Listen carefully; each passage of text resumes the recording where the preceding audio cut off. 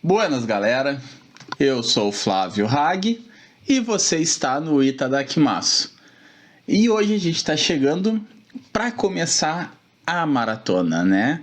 Hoje é a última terça-feira do mês, vocês já sabem, é dia de maratonando. E hoje, para começar a grande maratona do Maratonando, a obra que deu toda a ideia desse projeto. Hoje a gente vai falar de One Piece.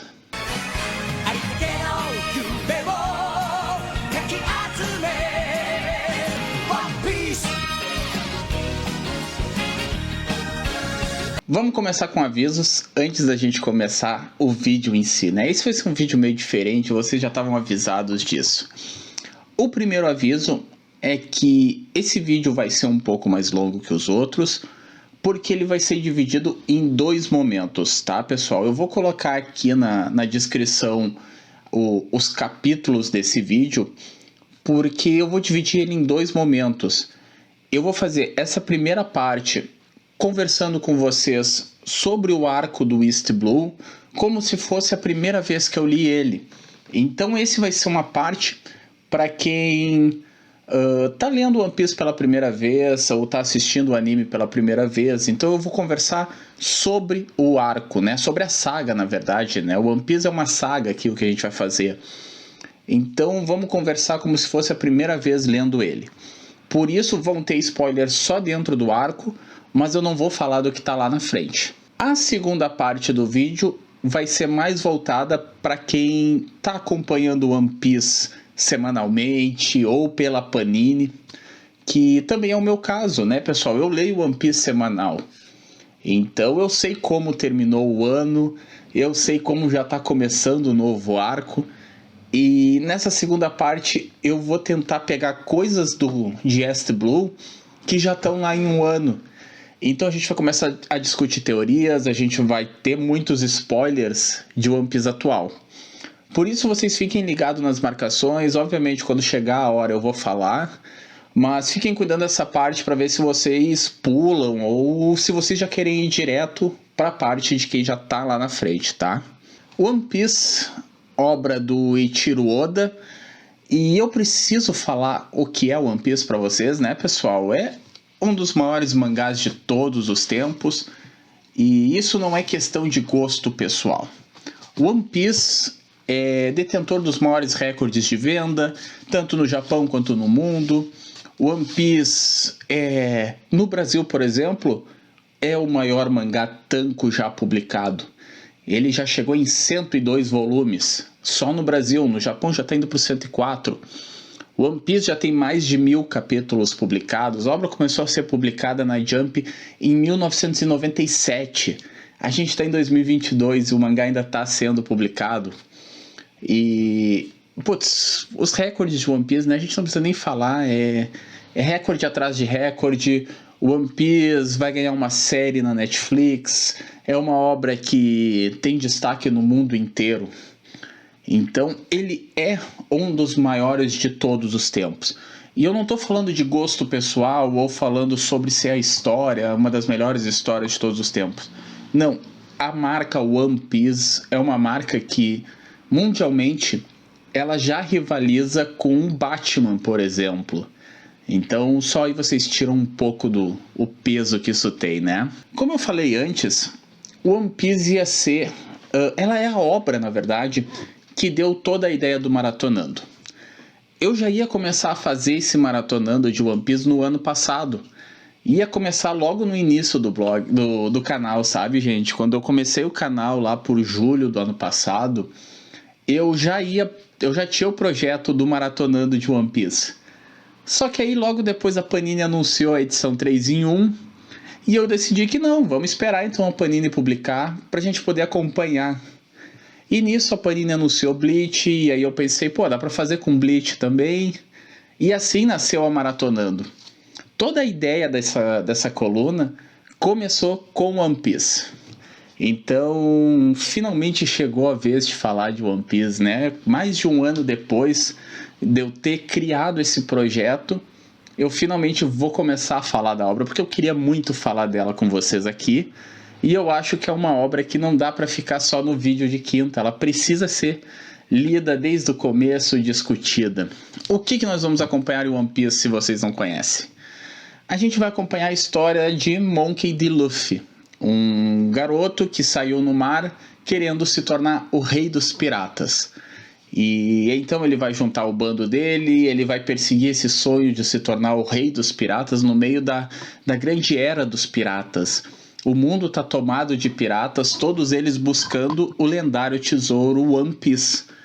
Então essa é a história que a gente vai acompanhar, né? E aí vamos ver toda a vida do Luffy, todo o desenrolar dessa história dele até se tornar o rei dos piratas. Porque é um shonen da Jump. Assim como a gente sabia que o Naruto ia se tornar um Hokage, é óbvio que o Luffy vai virar o rei dos piratas. Hoje a gente vai falar dos 12 primeiros volumes que correspondem à saga de West Blue, que é a primeira grande saga de One Piece. Como vocês já viram em outros vídeos, né, mas vocês estão vendo agora, a minha coleção de One Piece está em box que eu fiz. Eu fiz vários box para ela e uma para cada saga. Então todas as sagas têm o seu box. Por isso que vai ser sempre mais fácil de mostrar. O 1 ao 12 corresponde à primeira grande saga. Na verdade, a primeira grande saga vai mais ou menos até metade do 12. O final do 12 já é o começo da próxima saga, então eu já não vou falar dele. Hoje a Panini está relançando One Piece novamente no Brasil, a edição 3 em 1. E a gente está fazendo, por mais que eu esteja lendo a edição Tanco, a gente está fazendo seguindo a edição 3 em 1 da Panini, tá? Então a gente vai falar dos 12 primeiros volumes na Tanco e dos 4 primeiros na edição 3 em 1. East Blue, ele é a primeira grande saga de One Piece. E ele é diferente do que vão ser as outras sagas, tá, pessoal? As outras sagas elas vão ter um plot central, um objetivo final que vai ter que ser alcançado, mas em East Blue não. East Blue, de certo modo até tem, vamos pensar que o objetivo final de East Blue é eles finalmente entrarem na Grand Line, que é o grande mar, né? O mar onde está escondido o One Piece. O mundo é dividido em 5 mares. É o Mar do Norte, do Sul, do Leste, do Oeste e a Grand Line, que fica no meio de todos eles. É uma linha que corta o mundo ao meio. E é nesse mar que estão os mais perigosos piratas e está escondido o tesouro One Piece. Então a meta do West Blue é sair do West Blue, que é um dos mares, né, o mar do leste, e entrar na Grand Line. E a gente vai ver no final do 12 eles vão entrar na Grand Line. Mas ao longo de toda a saga do West Blue, a gente vai ver um pouco de quem é o Luffy. A gente vai conhecer os companheiros que ele vai juntar, né? A cada arco vai ter um novo tripulante, para quando entrar na Grand Line ele já ter meio que o bando pirata dele, pelo menos o esqueleto já formado. Por isso, essa saga do West Blue ela é uma saga bem introdutória e bem picada. Ela tem vários pequenos arcos até ela terminar. Então, até por isso que eu falei que ela não é que nem os outros que já possuem um grande objetivo final. No primeiro volume a gente já tem 3 mini arcos, né? Uns arcos bem curtinhos. O primeiro é só o primeiro capítulo, que é o passado do Luffy, que é quando a gente descobre a ambição dele de querer se tornar um pirata. É quando ele come a fruta do diabo, né? A Akuma no Mi, que torna ele um homem borracha. E a gente conhece o grande pirata em quem ele se espelha, que é o Shanks, o ruivo. Então a grande meta do Luffy, o grande objetivo dele é reencontrar o Shanks. Então ele quer ser um pirata, ele quer reencontrar o Shanks. Depois disso a gente já tem mais um capítulozinho curto ali, eu acho que é 1 ou 2 capítulos, que é a história da pirata Álvida.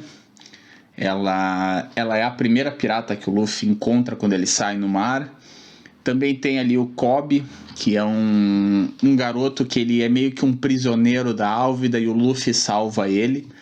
E aí o sonho do Cobb é se tornar um grande marinheiro, entrar para a marinha e se tornar um grande marinheiro. Então ele meio que o sonho dele é ser o arqui-inimigo do Luffy, por assim dizer, porque o Luffy quer ser um pirata, o Luffy vai ser um bandido. Querendo ou não, piratas são bandidos. Por mais que o nosso protagonista seja um pirata, então o Cobb quer se tornar um marinheiro. Então eles até conversam sobre isso, que eles vão seguir caminhos opostos, eles meio que vão ser rivais, talvez. Depois, ainda no primeiro volume, a gente tem o arco do Morgan, que é um vilão, e nesse arco a gente conhece o Roronoa Zoro, que vai ser o primeiro tripulante do bando do Luffy. Um espadachim que usa 3 espadas e extremamente forte. Ele é o primeiro tripulante do grupo do Luffy. E aí temos o primeiro arco maior, que começa no último capítulo do 1 e termina só lá no 3º volume, que é o arco do Bug o Pirata. E é bem interessante porque ali já começa a se expandir um pouco o mundo.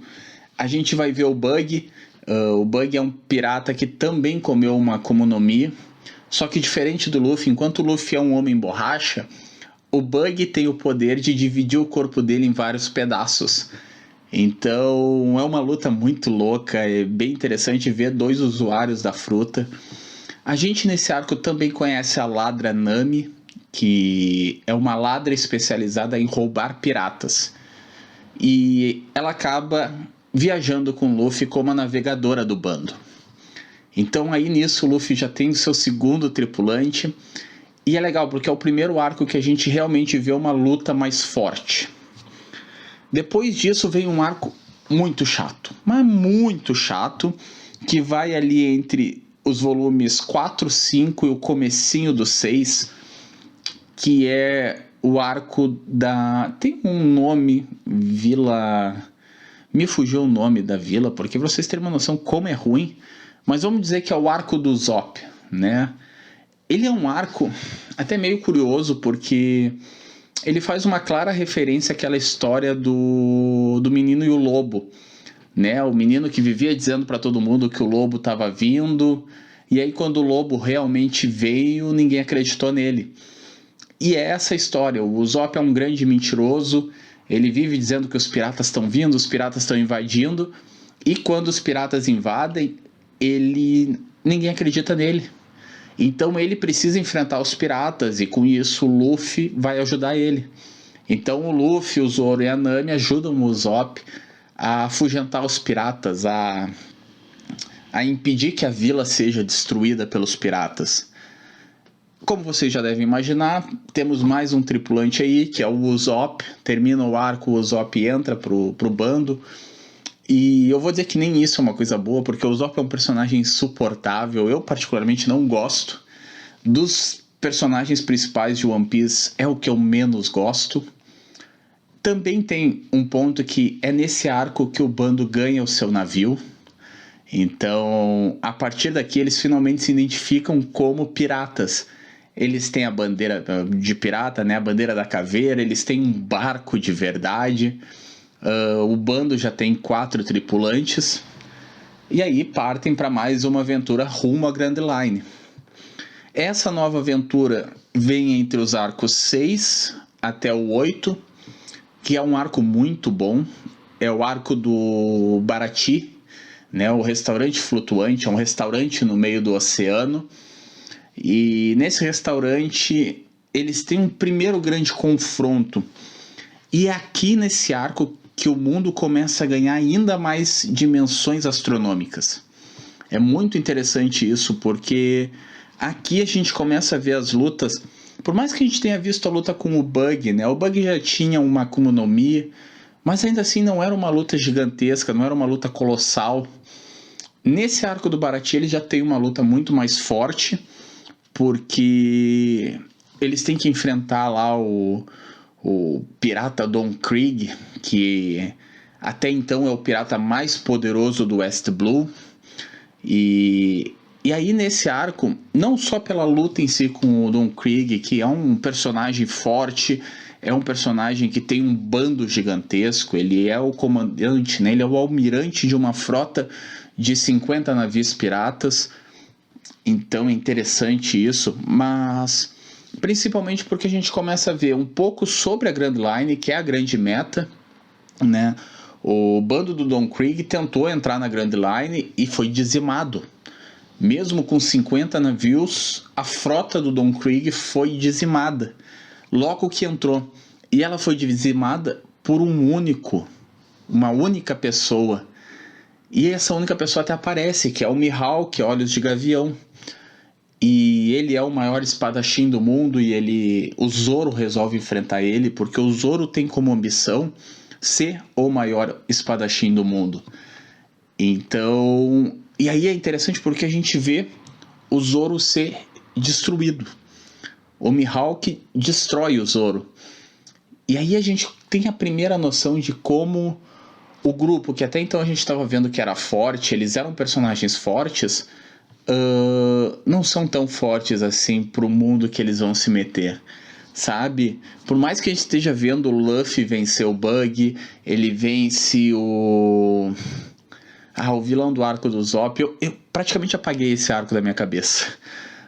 Ele vence o Don Krieg. Por mais que ele esteja vencendo, a gente vê que quando eles encontram um cara que é realmente superior, que é um cara de outro nível, eles não têm a menor chance. Ainda nesse arco do Baratie, a gente vai ver...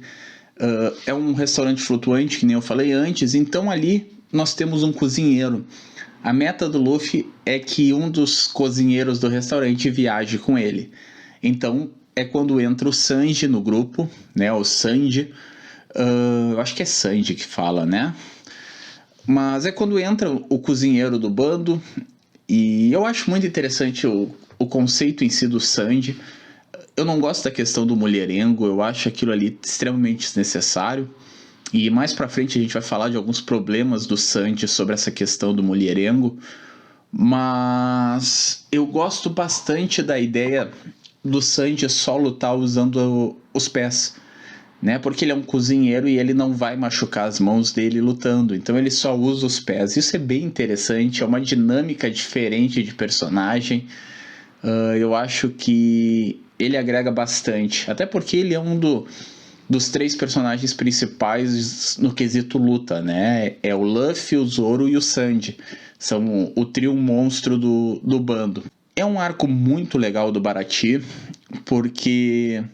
por mais que nos arcos anteriores a gente já tenha visto um pouco de o Oda tentando trabalhar sentimentos, né? O Usopp, ele tinha uma questão com a mãe dele, qual era o motivo pelo qual ele mentia. É a partir do Baratie que a gente começa a ver um dos pontos chaves de One Piece, que é o talento do Oda de nos fazer chorar. O Oda, ele consegue trazer uma carga emocional para One Piece que é algo quase único, sabe? Poucos Battle Shonen conseguem ter essa carga emocional. Eu acho que Naruto tentava muito e eram poucos os momentos que Naruto conseguia acertar isso. Dragon Ball nem tenta, sabe? Mas One Piece faz isso assim, ó, com uma naturalidade imensa e com muita frequência. No arco do Baratie a gente tem toda a história de por que o Sanji quer continuar no Baratie, por que ele deve a vida dele ao chefe principal do restaurante, e é muito emocionante, é muito legal. E ao mesmo tempo a gente vê o sonho do Sanji, ele quer conhecer, ele tem a ambição de conhecer o All Blue, que é o mar que reúne todos os mares, onde todos os peixes do mundo vivem. Então é uma ambição que ele tem, é muito legal isso. E aí, bom, termina o arco do Baratie e a gente vai ir pro último arco, que vai do volume 9 até o final do 11, porque aí depois a gente tem mais uns capítulos no 12, mas que é o grande arco, é o grande fechamento de East Blue, que é o arco do Along Park. E eu já vou dizer para vocês agora, pessoal, o Along Park é um dos meus arcos favoritos até hoje. Mesmo eu já estando lá no capítulo atual, né, que é o 1061, mesmo eu já tendo lido todo o ano, eu já tendo lido tudo que rolou, O arco do Along Park, pra mim, é fantástico. Foi onde me encantou One Piece, sabe? O volume 9, esse volume aqui, esse aqui, ele é o momento que o One Piece me conquistou. Para vocês, ele seria o final do terceiro volume, se vocês estão lendo pela Trig. Mas esse é o momento que o One Piece me pegou. E eu até por isso eu entendo um pouco o pessoal que reclama que One Piece não é legal, demora muito para engrenar, e eu concordo. Eu lendo agora, eu achei que realmente o começo de One Piece é muito amarrado. Só lá pelo volume 6 é que realmente engrena para mim, é só ali no Baratie. E realmente me conquistar é só no 9, que é já no Arlong Park. E o que é o Arlong Park, né? Eu falei da Nami antes, né? Que é a navegadora do bando. E no começo do arco, na verdade, ainda no Baratie, a Nami trai eles. Ela rouba o barco e foge com todo o dinheiro deles. Porque ela é uma ladra especializada em piratas. Então, ela roubou os piratas. E ela vai embora. O bando vai atrás dela. Então, eles chegam na vila, numa ilha, né? Onde está a vila que a Nami foi criada. E aí a gente descobre que essa ilha foi dominada por homens-peixes, que tem o perigoso pirata Arlong. Deixa eu mostrar ele aqui para vocês. Esse cara aqui. O Arlong, ele é um homem-peixe, então ele é uma... E aí a gente já começa a ver que não são só humanos que existem, bem interessante isso também.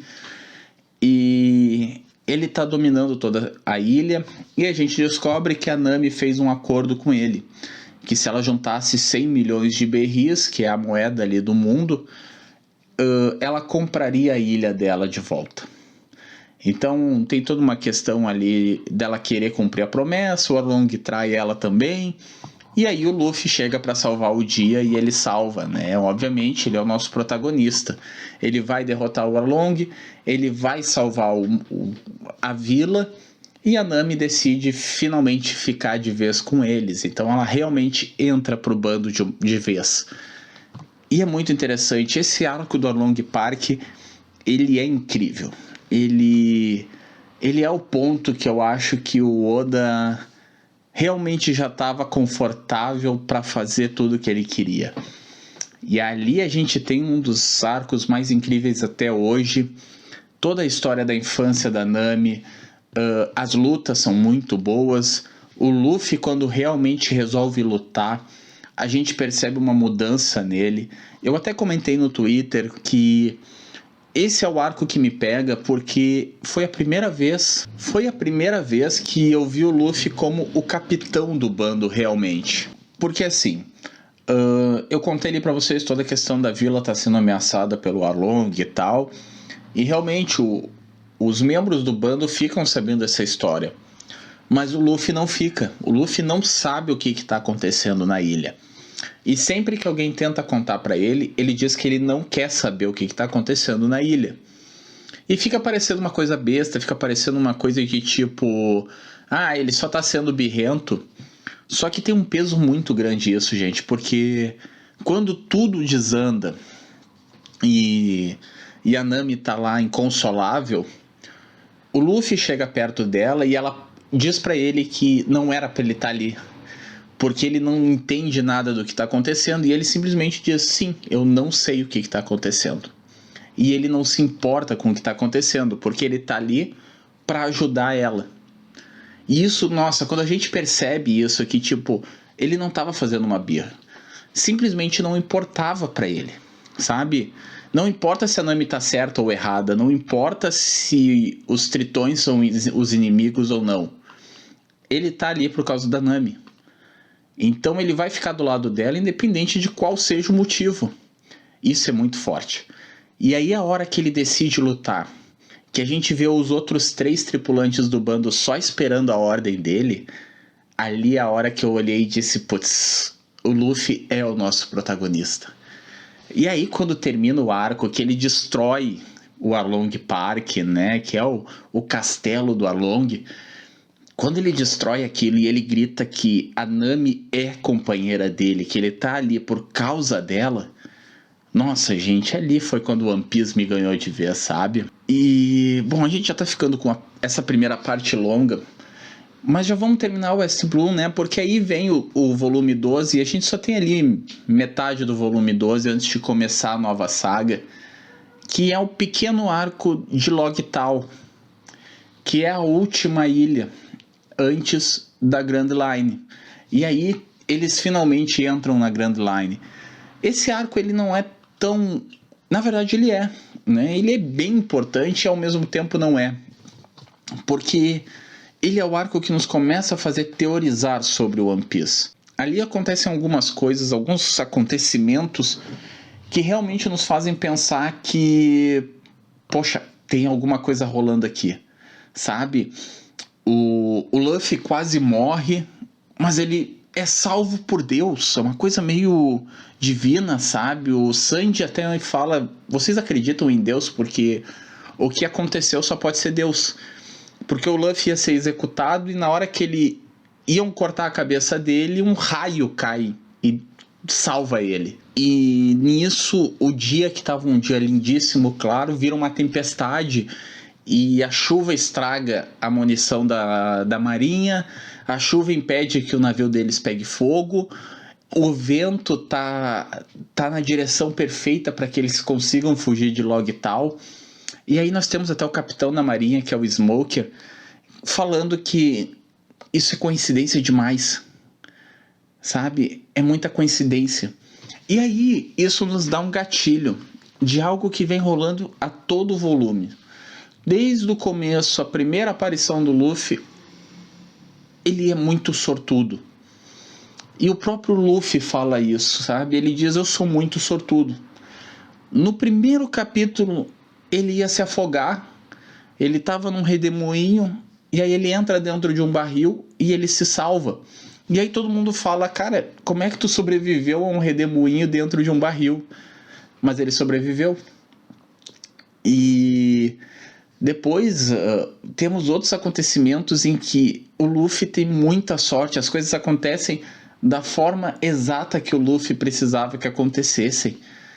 E aí quando ele se torna uma cabeça premiada, na vila dele todo mundo sabia que o sonho do Luffy era ser um pirata. Então todo mundo fica feliz, o Luffy está realizando o sonho dele. E aí o prefeito da cidade diz, ele está realizando o sonho ou o destino dele? E a gente fica com isso na cabeça, sabe? Por que as coisas estão dando tão certo pro Luffy? Alguns vão dizer, Hag é o protagonismo, é o poder do protagonista. Mas, gente, parece que, tipo, não é aquele protagonismo forçado, sabe? Que, tipo, vai dar porque ele é o protagonista. Não. Os personagens mesmo já estão vendo que algo tá acontecendo, tem alguma coisa a mais ali rolando, sabe? Até tem um personagem no final, a gente ainda não sabe quem é, que é o Dragon. O Dragon, vamos falar em português. Então o Dragon, ele salva o Luffy e a gente tenta descobrir quem é esse Dragon. Ele é um cara super procurado pelo visto, mas só fica nisso, a gente sabe que alguém salvou ele. E assim termina o West Blue. Então eu dei essa geral, já foi uma boa parte do vídeo, mas eu dei essa geral para vocês do que foi o começo. Até porque, como eu falei, ele é um arco que ele vai nos dando muito mais introduções, vão entrando os personagens, do que exatamente criar uma grande teoria. Para quem está lendo pela primeira vez, ele é um arco muito mais introdutório. A partir da próxima saga, a partir de Baroque Works, é que a gente vai começar a teorizar mais, a gente vai começar a questionar o mundo de One Piece, porque eles finalmente entraram na Grand Line. Então o West Blue vai ficar para trás. Agora na Grand Line é que o mundo de One Piece começa a se expandir. Então agora a gente vai entender como o mundo realmente funciona, quem são as mentes por trás de tudo. É muito interessante. E bom, agora eu vou começar a falar para quem já está lendo One Piece lá em um ano, quem já terminou o ano, quem já está lá no capítulo 1061, tá, pessoal? Então, assim, ó, se vocês estão lendo pela primeira vez, pulem essa parte, tá? Tá aqui na descrição todos os capítulos, então já podem pular lá para o próximo para fazer as considerações finais. Mas se vocês estão acompanhando o One Piece em dia, agora vai ser o momento que a gente vai começar a falar, tá? Então, vamos começar. A partir de agora é com spoilers lá do final, tá, gente? E bom, galera, se vocês estavam assistindo a parte anterior, vocês viram que eu falei muito da introdução, né? Mas, putz, dá pra pegar muita pista ali do começo, sabe, gente? A questão do destino do Luffy foi uma coisa que eu falei no Twitter até, que agora há pouco tempo a gente teve a questão da verdade sobre a Gomu Gomu, né? A verdade sobre a fruta do Luffy. E muita gente tava com aquele negócio de... Ah, meu Deus, o Luffy vai ser um garoto destinado, o Luffy vai ser um garoto da profecia. E, pô, gente, desde o começo já dá pra ver, de certo modo, que o Luffy vai ser um garoto da profecia, sabe? A questão que eu falei ali do prefeito dizer que... Ah, será que é o sonho ou o destino do Luffy? E aí quando a gente vê o Smoker questionando isso também, sabe? Em Logital, quando ele fala que... Poxa, é muita coincidência acontecendo, né? É meio curioso. Eu sei que algumas pessoas acham que, tipo, vai ser um inferno se o Luffy for uma reencarnação. Gente, eu vou dizer pra vocês que eu acho que o Luffy é uma reencarnação, tá? Toda a questão do legado D já meio ficou claro que tá destinado ao mundo ser resolvido por 2D. E, ao que tudo indica, vai ser o Luffy e o Barba Negra. A menos que a gente descubra que o Shanks também é um D. Mas eu acho que vai ser o Luffy e o Barba Negra, os dois são D. Então, eu acho que sim, gente. Eu acho que ele vai ser um garoto de profecia. Eu acho que isso aí tá bem claro no começo, tá? Outra coisa que, vamos lá, tá bem claro no começo também, é que o Haki não foi tirado do nada, né? Muita gente hoje diz isso. O Oda tirou o Haki do nada. Não, gente, o Haki tá no One Piece desde o começo. Todo o conceito de hack tá em One Piece desde o começo, só que não tinha o nome, tá? É bem isso. Eu não sei se o Oda já tinha planejado chamar de hack, ou se lá na frente ele olhou e disse, putz, eu tenho aquele tipo de poder que eu tô deixando desde o começo, eu acho que eu posso usar isso agora de vez. Mas o hack tá ali, tá, pessoal?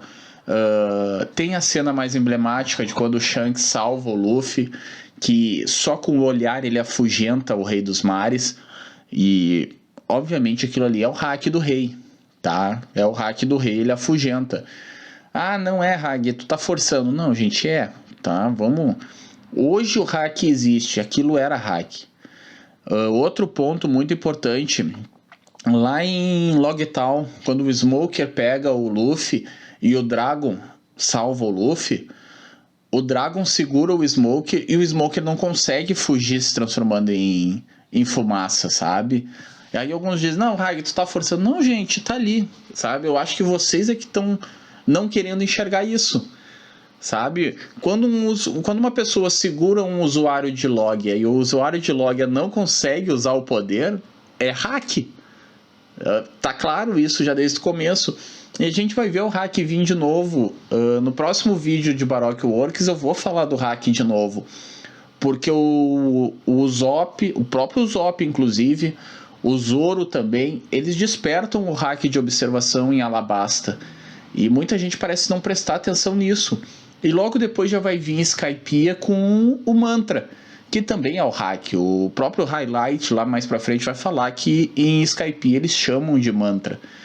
Então, pô, pessoal, o hack tá aí desde o começo, só não tinha esse nome.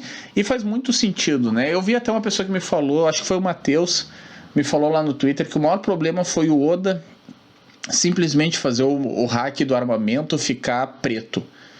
Então, pô, ninguém usava isso antes. É um ponto válido, mas lendo eu fiquei me questionando se a espada do Mihawk não tá com hack. Porque ele tem uma espada preta, e ele até fala quando ele vai lutar com o Zoro, que ele diz, eu vou usar a minha espada de lâmina preta. Então ali eu me questionei se, putz, será que não é o hack de armamento que ele tá usando na espada? faz a gente pensar. Claro, aí depois a gente vai questionar em Alabasta por que o Crocodile não usou, alguma coisa assim, mas quando chegar a vez a gente fala disso. Só que hoje, pensando assim, ó, no que o One Piece me entregou em East Blue, eu diria que o hack de armamento faz sentido ninguém usar, sabe? Porque, vamos ser honestos, o mais forte ali era o Arlong, mas os homens peixe não precisam do hack de armamento. Eles conseguem lutar sem isso. O Don Krieg, Don Krieg não é grande coisa, né? Ele era o grandão de West Blue. Não teria por que ele saber usar hack. Talvez o Zef, né? Mas porque ele foi um grande pirata, só que o Zef estava velho, ele estava com a perna quebrada, então não adianta ele querer, nem conseguia lutar. Então meio que faz sentido o hack de armamento não ter aparecido em East Blue. Porque, vamos ser honestos, não apareceu ninguém que tivesse realmente uma real capacidade de usar o hack ali. O Shanks, o pouco que o bando do Shanks aparece é lá na vila do Luffy. E não teria por que eles usar hack para afugentar os bandidos da montanha. Então, o mais perto que a gente chega deles precisarem usar hack é o Shanks afugentar o Rei dos Mares. Então ele usa. Depois disso, a Álvida não ia usar hack, o Morgan, sabe? Mesmo o Bug ainda era um piratinha ali, então eu acho que o Bug até hoje não consegue usar hack. Então, se a gente pensar bem, não tinha por que ter aparecido em East Blue mesmo. Talvez em Alabasta a gente comece a questionar a existência do hack, mas vamos falar disso no vídeo de Baroque Works, né, pessoal? E bom, eu acho que de teorias lá do começo para hoje a gente não tem muito mais além disso, né? Eu acho que aqui do começo que a gente ainda pode aproveitar nos arcos atuais é isso. Talvez as mentiras do Usopp começando a virar verdade, pouca coisa, né? O peixe dourado lá com o cocô gigante. Mas eu também não acho que vai ser uma grande verdade, tá? Eu acho que as mentiras do Usopp não vão ser todas que vão virar verdade. Eu acho que a questão do All Blue do Sandy, essa sim a gente vai ver mais pra frente.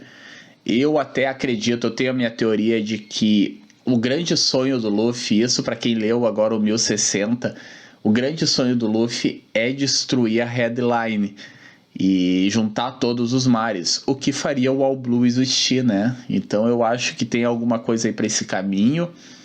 A Nami quer ser uma cartógrafa, desenhar todos os mares do mundo, fazer um mapa mundi. O Zoro quer ser o espadachim, o maior espadachim do mundo. Talvez uma coisa que a gente possa questionar ali ainda é essa questão da Tashig parecer muito com a Kuina. Eu achei que o Wano ia trabalhar isso, não trabalhou. Então eu não sei se o Oda simplesmente vai fazer de conta que ele nunca usou isso. Mas ainda chama atenção, né? Ainda deixa curioso a questão da Tashig ser parecida com a Kuina. Eu ainda acho que são parentes, mas eu não sei quando que o Oda iria usar isso. E bom, pessoal, vamos parar essa primeira parte aqui então, né? Agora vai voltar todo mundo. Vamos partir daqui, a gente tá todo mundo de novo. Quais são as últimas considerações finais que eu posso fazer? Eu achei bem curioso a questão de reler isso aqui e pensar um pouco com como o One Piece está hoje, porque isso até já vai ser uma dica para quem está lendo pela primeira vez. Vocês se preparem, porque o One Piece vai se tornar uma leitura muito difícil mais para frente. E eu sinceramente acho ela bem difícil, porque o Oda vai começar a carregar demais as páginas, vai ter muita coisa acontecendo ao mesmo tempo, vai ser uma loucura atrás de uma loucura, vai ser muita informação sendo jogada. Eu até me surpreendi porque eu estava bem atrasado na minha leitura, eu vou admitir, eu me atrasei. E ontem não, né? Vocês estão vendo na terça, então anteontem, no domingo, eu ainda estava recém no volume 4. Então, entre domingo e segunda, eu li do 5 ao 12. Eu li 8 volumes em apenas 2 dias. Isso me surpreendeu muito, porque o One Piece hoje, eu pego o volume 100, o volume 101 para ler, e putz, eu levo um dia para ler um deles só. Porque é muita coisa, é muita informação sendo jogada, é muita correria, é muita luta. E aqui no começo não, aqui no começo era leve, era divertido, era engraçado, sabe? O Luffy fazia umas piadas que eram muito boas. Do nada eu tava dando risada, do nada eu tava me emocionando. As coisas eram mais naturais, as lutas eram mais limpas, sabe? Vai mudar muito, não é só o traço do Oda que vai mudar, mas a narrativa dele vai mudar também. One Piece vai se tornar muito mais carregado mais pra frente.